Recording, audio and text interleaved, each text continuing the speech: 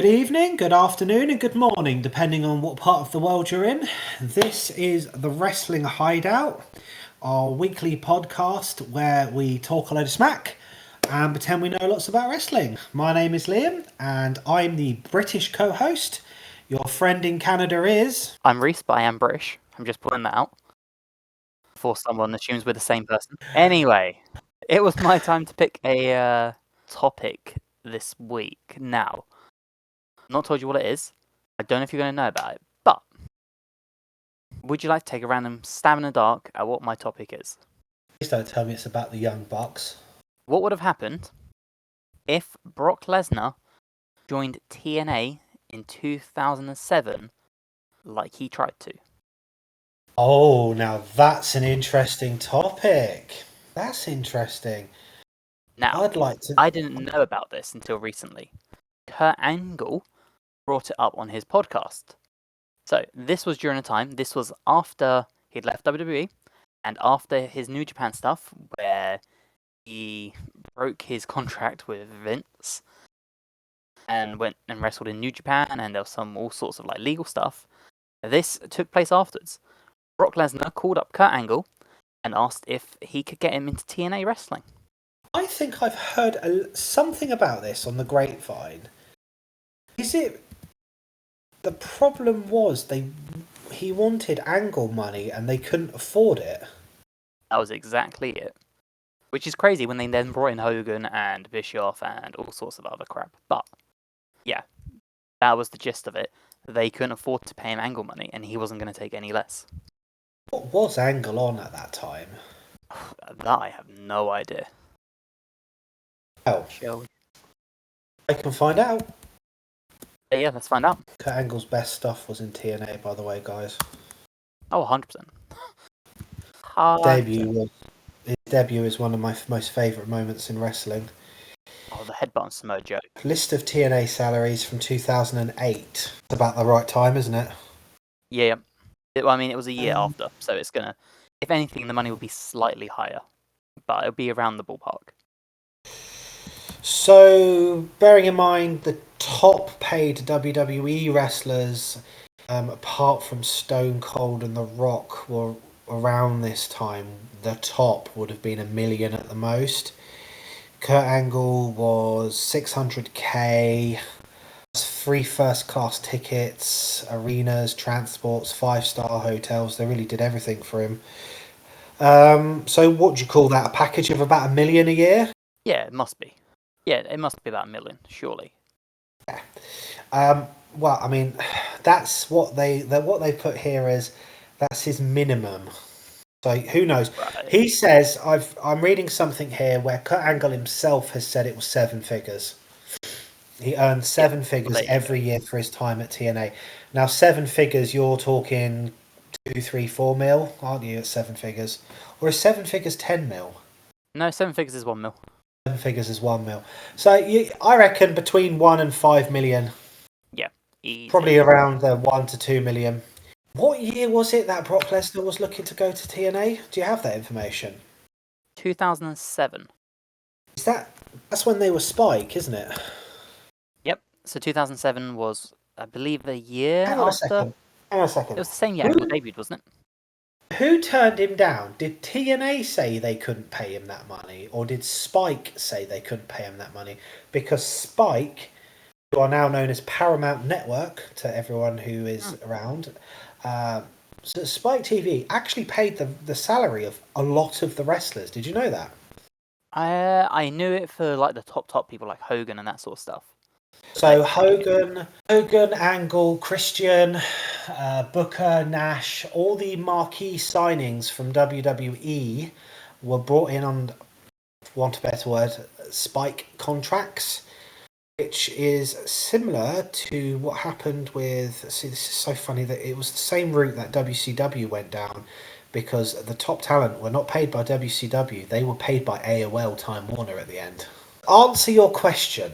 I think the Brock Lesnar would have been a pebble that could have pushed TNA across the line, to use the old pun, in 2007 to have made them genuine style competitors. It would have been almost like in my opinion, it would have had the same impact in the wrestling world as the Outsiders. Yeah, I agree. Because you had, Bear in mind, this was before his UFC run.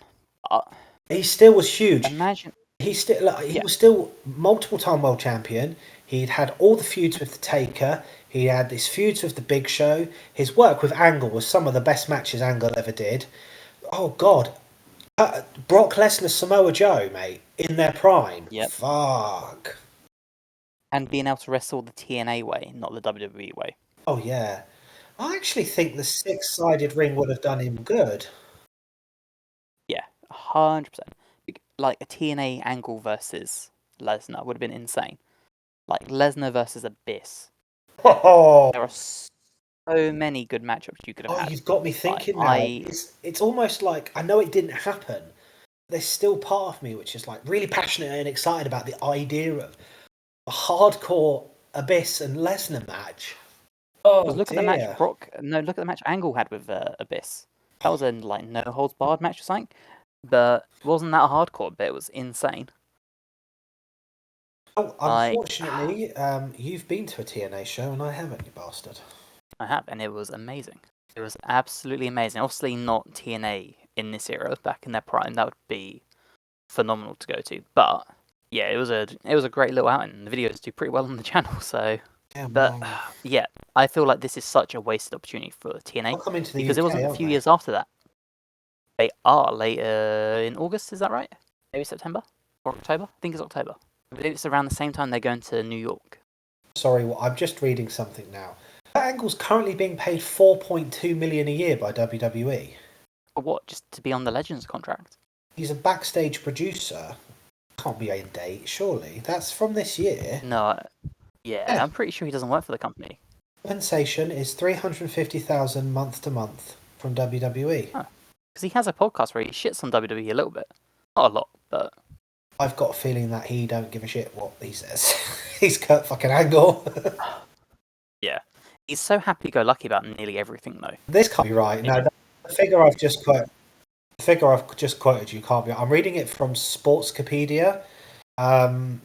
Oh yeah, no chance. It says his salary's $4.2 million, but his net worth's $5 million. That's not right. How old is? Yeah, mate, honestly, I need to screenshot this. How old is Kurt Angle? Kurt Angle is 4 years old. Yeah, that's some dude that's just writing whatever he wants. Oh. The thing that's crazy about all of this Brock Lesnar TNA stuff is it wasn't long after this that they were paying people like Hulk Hogan, Mick Foley, Kevin Nash, Booker T, Scott Steiner top money. Is there any of them that you would have over Brock Lesnar? I think Kevin Nash himself said he made over $1 million a year in TNA, and he's called it free money on his podcast. Right? So half the time they didn't even wrestle; they just cut some weird little promo backstage. Like this was during a period of time where they hired Scott Hall, and Scott Hall just no-showed. Yeah, he just no-showed, and he got a couple of $100,000, didn't he, for his his bank account, and yeah, he never showed. I remember that. Yeah, got that job because he was friends with everyone. Yeah, because then Samoa Joe had that promo where he just shot on him. And apparently, him and Nash had a massive fight backstage. Nash beat the shit out of him, apparently. Yeah, according to Nash, I don't believe that. Yeah. Nash, who paid himself £5 million in 2001 because he was the booker of WCW. Oh, that is something we need to talk about. It's WCW's true story. WCW let him write his own check, and he wrote $5 million in it, and it cleared. Yeah. Like back to Brock Lesnar. Oh, it's such a shame because I think they were already. People forget. Hindsight's 2020, but people forget. In the day, TNA were actually bigger in the UK. They were actually bigger in the UK than the WWE were. They actually had more viewers than WWE. Their shows would sell just as much. Their merch was just as big in the UK and in Europe. They had a solid fan base. When they were on Spike TV, they had a solid fan base of 1 million to 1.5 million people watching them a week. Which I know we're in a different era, but still, WWE would kill, for 1.7 now. They Yep. kill for 1.5 million viewers now. They're not getting that themselves sometimes. Like, upon reflection, it just seems like such a waste because there's so many good matchups you could have had. So many good matchups. You know, we mentioned the Kurt Angle, we mentioned the Samoa Joe. But when you look at their roster, you had Sting. Brock That's what I was Lesnar about versus to Sting. say to you, That's a Rhys. I'm match. sorry to cut you off. I know it's a habit on the podcast. I was about to say to you, Sting versus Lesnar when Sting was still in his early 40s, because he was back then. That's Right. an interesting match. But then you've also got things that I don't think people would really think about. They had Jerry Lynn at this time. Yes. Like, you had James Storm, you had Bobby Roode, Christopher Ken Daniels, Shamrock. Chris Sabin, Shamrock. If they'd have like brought Team Ken 3D. Shamrock in. There are so many matches here. We could have had a Brock Lesnar versus AJ Styles in this time period. You know what I would have loved to have seen? Dan Severn versus Brock Lesnar. This was around the time where they brought in Rampage Jackson and Yes. Tito Ortiz. Yes, Rampage Jackson. I remember him. So you could have seen Brock Lesnar in the UFC and then having these fights with MMA stars in a wrestling ring as well. Just think about that for a second. Like, the cross promotion that could have just driven them sky high. Because Spike TV would have been in place to have MMA pseudo fights. I'm thinking about it now. Yeah. It's upsetting, but I mean, he wouldn't have got. I think he'd have always ended up back in WWE with Vince at some point. Yeah, 100% at some point. Well, they were paying year him or 10 two? million quid a year, weren't they? At one point at WWE. Yeah, but like a year or two of Lesnar in TNA? It would have done wonders for his career. It'd have done wonders for TNA. I think it'd have done a lot for his locker room cred if he'd have gone somewhere like that. Yeah, because If you'd have got imagine him Lesnar, putting you on could have got people like Punk to have actually gone there properly. Like, I know he was there Yeah. already. If you'd have had Lesnar, Angle, Hardy, Christian. and all of those people, wow. Like, they would have had Christian not long after this. But you know what? I This would was have during a period of given time up. where they I'd have had given Test. up Nash. I'd have given up Nash and Booker T's run for that. Yeah, 100%. Because Booker T in TNA is not good. I don't care what anyone says. It's awful. The Legends title is bollocks. King Booker. And then he does the awful main event Mafia stuff where he has the accent. Yeah, Main Event Mafia. Which, Well, that's a subject in its own right. yeah, we'll definitely cover that. Oh, I'm dear. not even gonna try and do the That African accent where because, people that isn't it that where Sting is just looking at him like, what the fuck are you doing? yeah, you've got Angle just sitting there in promos trying not to laugh because of how ridiculous it is. I'm gonna have to watch that Every after other word this. is the word respect. Oh, I'm trying to think of the dream Lesnar match in TNA. It would have had to have. It would have been a triple. Joe Angle Lesnar. Yeah, Angle Lesnar, Samoa Joe triple threat. Yeah. As much as I would love to have seen the Brock Lesnar versus AJ match, Brock Lesnar, Angle, Joe, that's the one. 20 minutes, you know they'd just kick the shit out of each other. Six sides of steel. Yeah, right? We could have had so many good matches. Jeff Jarrett versus Lesnar. Oh, I would have been do you intrigued know by what, that. Reese? Now you've mentioned his name, we are going to do, in the near future, we are going to do a real Reign of Terror, which is Jeff Jarrett's Reign of Terror. You know what? Sign me up because I am very passionate about this topic because I think it was necessary. And that's my only thoughts about it. All I want to say about Jeff Jarrett is go on YouTube, the acclaimed Jeff Jarrett. Yes. The rap they do on him. Yes. The Acclaimed is such a good team. They are. So basically, it was a money thing. That's why they said no. And then Yeah, they went. they just couldn't justify paying him Angle money. They said no to Angle money, and then went and signed 3 part-timers that were way past their best, and then brought Hogan in. TNA is long history of bad judgment. Mm-hmm. Unfortunately, I mean, they lost a TV deal because fucking Vince Russo emailed the wrong person. That story. You should listen to So, Jim Cornette tell that story on his podcast. I've never heard so much glee in someone's voice. right. Yeah. So, to put it into perspective with you, Brock Lesnar wanted, we'll say, about £1 million a year, right? Isn't much, which was probably less than what he was getting in WWE before he walked out. Possibly. Christy Hemme, the highest paid TNA knockout. Yep. Guess how much she was getting paid during this period? 80 grand. Over $100,000.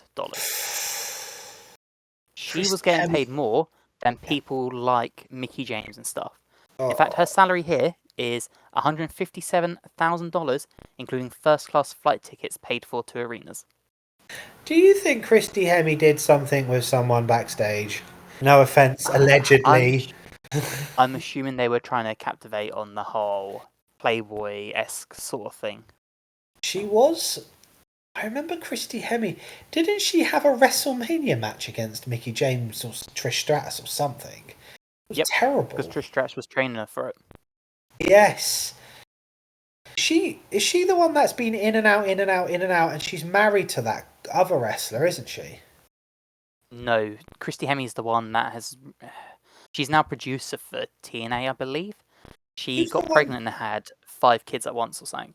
She ended up with whatever 5 kids at once is. I'm sure she's married to a guy who used to be a wrestler for WWE, and they were sacked together. It caused some problems. Or am I thinking of someone else? I think you're thinking of someone else. She's the one that dated Lance Hoyt or Lance Archer for a little bit. Yeah, she's just married to some random got 5 normal kids. dude. Yeah, she had all 5 at once or something. I bet that ruined her figure. But which it does to women in general. Yeah. Put it into perspective for you, though. Please. 2008. They turned down Brock Lesnar. In 2008, would you like to guess who they added to the roster? Curryman? Curryman was technically Christopher Daniels, so he was still there, but that's a bad gimmick. But they turned down Brock Lesnar, and in the same space, they picked up the following people. Please, yeah. Tyson Tomko. Oh. Davari. Oh. Yep, it gets worse. Charmel. Oh, God. Karen Angle. Wait, that woman. Disco Inferno. No, nothing wrong with him. Yes, but he's not Brock Lesnar, I know what you mean. Yeah, and Al Snow, which you know what, Al Snow I get. I can understand that. Al Snow is a good person to have behind the scenes. But if you're turning down Brock Lesnar to bring in Karen Jarrett, or Karen Angle at the time, Charmel, Cute Kip, a.k.a. Billy Gunn. A.k.a. Mr. Ass. Yep. Isn't he called Daddy Ass now in AEW? Something like that, yeah. Davari and Tyson Tomko. He's in prison, isn't he? I think he went to prison for a little bit for like armed robbery or something. Oh, they also brought in Sylvain Grenier from La Resistance. All I can remember about La Resistance, apart from them being terrible and them being French, was it Kane or Batista that shoved the French flag up his arse or something? Something like that. And there was a whole bunch of like drawback to it, wasn't there? Yeah. Like, Tyson Tomko is the one that followed Christian to TNA, everywhere. back to WWE, into Independence. He followed him around. Yep. New Japan, yeah, okay.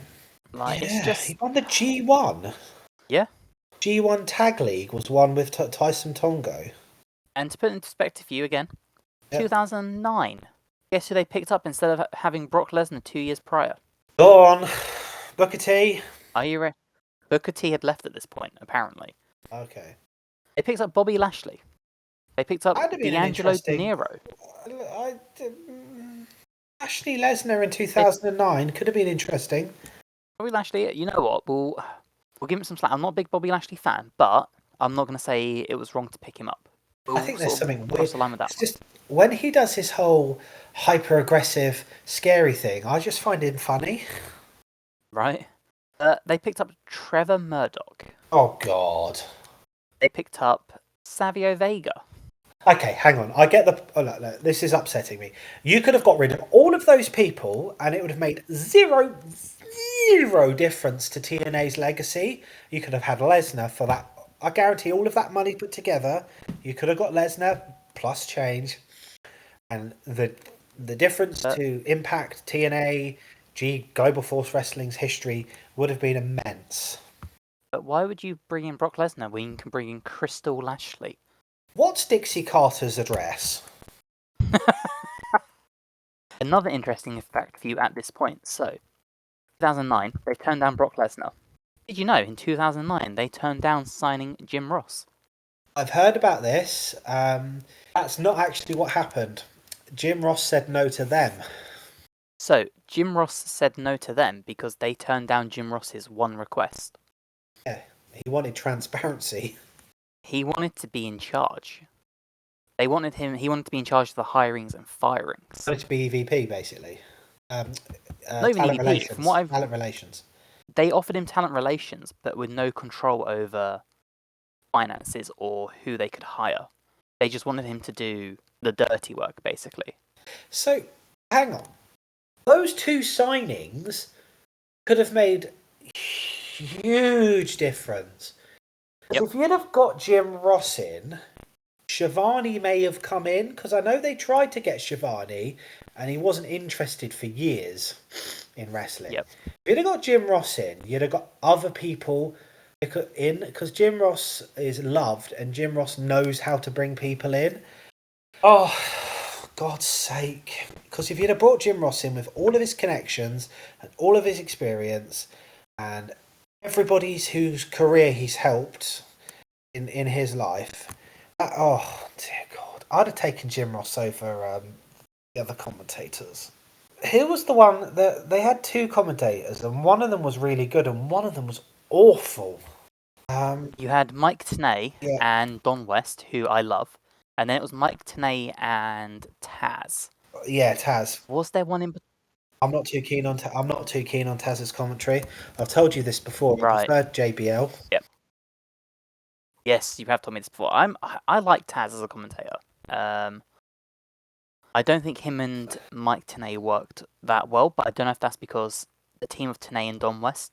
They used to argue. They used to argue like best friends, or like women over a bloke, didn't they?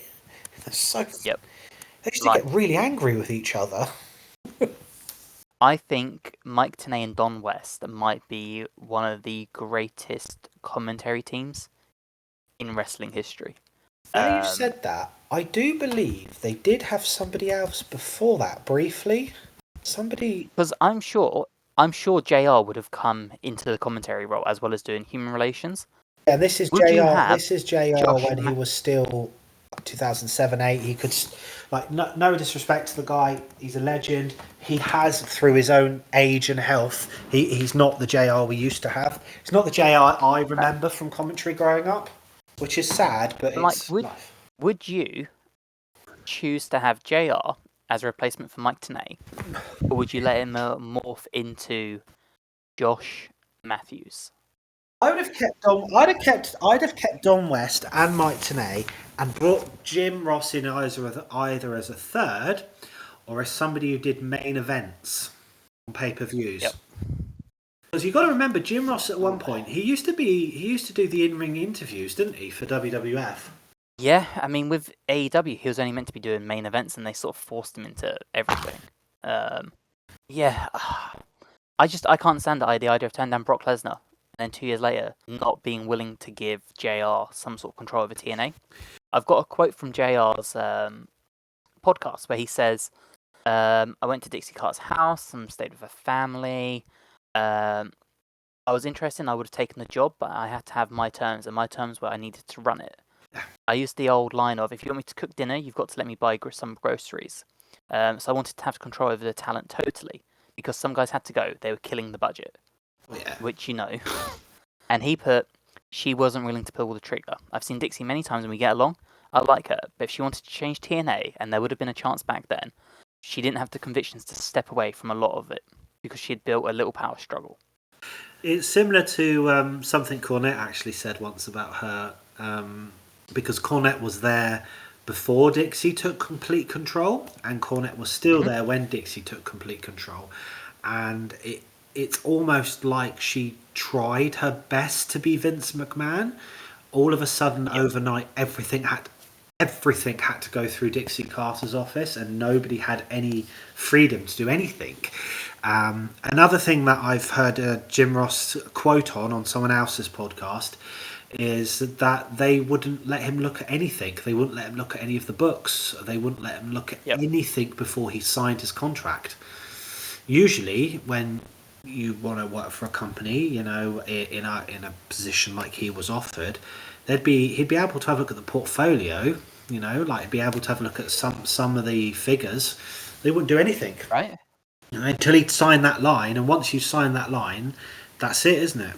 Yep. So instead, they bring in people like Hogan and Bischoff and just kill the budget even more. And Dixie probably loses even more power, because I can't imagine people like Hogan and Bischoff.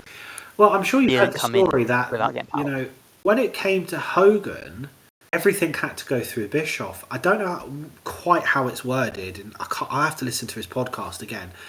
But nothing Hogan did could be put on screen without Eric Bischoff's say-so. Because people don't realise how ill Hogan was at this point in time. He could barely walk. Right? It's one of those things where when the bell sounded, he had enough adrenaline to get through it. You know, athletes have that. But apparently, as soon as you walk past the curtain, they had to put him in a wheelchair sometimes. Right? Yeah. So it's just crazy to me that you turn down Brock Lesnar, who would have amazing matches, and then turn down Jim Ross. And bearing in mind, Lesnar hadn't come in, and Jim Ross was still willing to come in. If you would have had Lesnar come in, I'm sure Jim Ross still would have been on the cards. Like, they're more likely. I don't think you're more. Yeah, they would have more likely and if to you hold. were to, And you think about it, people like Jim Ross. if you were to I think if Jim Ross had been there and Jim Ross had say over talent, not just chaff being cut, I think the welfare of the talent would have been higher. If you get what I mean, they'd have been better looked after, because it was horrible. I mean, I'm like Impact. You know, they were. Every main eventer in Impact was pissed out of their face most nights. That comes from Kurt Angle. He said he didn't. It wasn't the drugs when he got to TNA. It was the alcohol. and if there was ever going to be someone that cleans up Kurt Angle, who would retain a Brock Lesnar, who cleans up a Jeff Hardy, who retains an AJ Styles, who retains a Christopher Daniels, a Kazarian, it's probably Jim Ross. You know, and I don't think they would have been dumb enough to let the X Division die. I don't think I've ever heard publicly anybody say a bad thing about JR. Like, JR seems like the type of ideal boss who's firm and strict, but has the best interests of everyone. On a different subject, guys, listeners, if you ever want to hear anything, you should Google what the wrestlers thought when John Laurinaitis took over. Yes. Right, shall we wrap it up for today? Yeah. Any final thoughts? What a fumble. Just, honestly, what a fumble. They should have just broke the budget and paid for him. So when you look at the money they were spending on other talent, I would rather have that one person than Crystal Charmel and Karen Jarrett and maybe not Tyson Tomko, because you know what, he was kind of entertaining. If they'd have approached the network and said, it's Brock Lesnar, I think the network would have paid it. Yeah. Like, why have Rick Steiner when you can have Brock Lesnar? Oh, God, Rick Steiner. Oh. Rick Steiner was on the roster for 2008 and 2009. I'd have liked to have seen I'd have liked to have seen Scott Steiner versus Lesnar, the squash. Sorry. Apart from the awful Team 3D versus Steiner Brothers match, do you remember Rick Steiner doing anything else in TNA during those 2 years? I don't think he did anything. I think no. I remember Scott Steiner, some of his best stuff, well, when they say best stuff, some of the funniest things he ever did was there. I think Scott Steiner, I don't know whether Big Papa Pump actually knows he's insane or whether he's just insane. Any listener... I learned the other day that the Steiner Mass promo was shot twice, because the first one was so messed up that they reshot it, and the one they showed was... Really? I was about to talk about that. Because the people... How bad would the first one... The people standing behind... Who's the guy that has the headgear on as well, who's like the mini Scott Steiner, and he's trying to follow what Scott Steiner's saying. He just completely loses his, and he just shakes his head, and he just can't carry on. He's the one that told the story. Yeah, that was the second time they filmed it, because the first one was so fumbled and messed up. And didn't he do a whole thing where he kept calling Samoa Joe fat as well? Yep, I was about to bring that up. He's fat. That fat slob Joe. When they had him being the main event Mafia episode of TNA where he's the ring announcer. Oh, do you know what? I'm going to watch that. From diabetes. I'm going to watch that because that is fun. That is some of the funniest things I've ever heard. I have to watch that after this. I think we should show that. We should put that on our channel if we're allowed to. You know what? We should do a watch along for that as well. Yeah, because he's just like, wasn't it, hailing from the deep fat fryer, weighing 300 tons. He's Fat Joe, something like that, wasn't it? There's like weighing in from diabetes and... That's what it is, weighing in from diabetes. Weighing in from the bottom of the sugar barrel, whatever it is. Yeah. Oh, God bless Scott Steiner. I know he's not been well in his life, you know, and I wish him all the best. You know what? And I hope it's an act, and he's not really that insane. I think it's an act. If you look at the Hall of Fame speech he did, he seems pretty normal. But fuck Rick Steiner. You should I've been sending you those videos, Rhys, of the fellow YouTuber that does the Through the Years. Yep. He looks so much different when he first started. Doesn't he? It's around about 98 where he changes, but he's really well built in his early days. Not like he was in his later days, but proportionately. Yeah. All I remember about Scott Steiner was having really big biceps and really little legs. The Steiner screwdriver where he holds the person up and then just drops them on their head. One of the scariest looking moves in wrestling. So, ladies and gentlemen, I think we'll call that a night. That was supposed to be a podcast about Brock Lesnar and turned into Scott Steiner, but hey ho. You know what? We went through the motions. We touched on JR as well. Yes.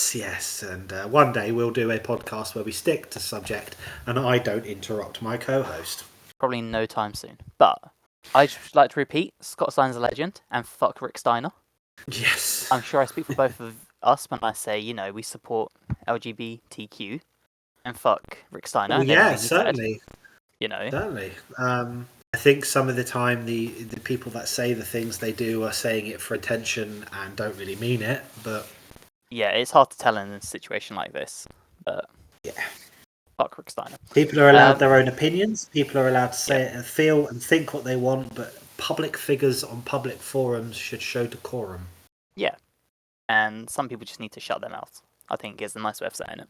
Well, on that note, this was the Wrestling Hideout Podcast, where we spoke about the possibility of Brock Lesnar joining TNA. Yeah, as well as Jim Ross, and then we shout on TNA. But that's what happens. Let us know below. Do you think Brock Lesnar should have joined TNA? Should they have bit the bullet and said yes? Should Dixie have given JR some sort of control over the company? Like the video, subscribe to the channel, and hopefully we will catch you in the next one. Bye, guys. Good night, all.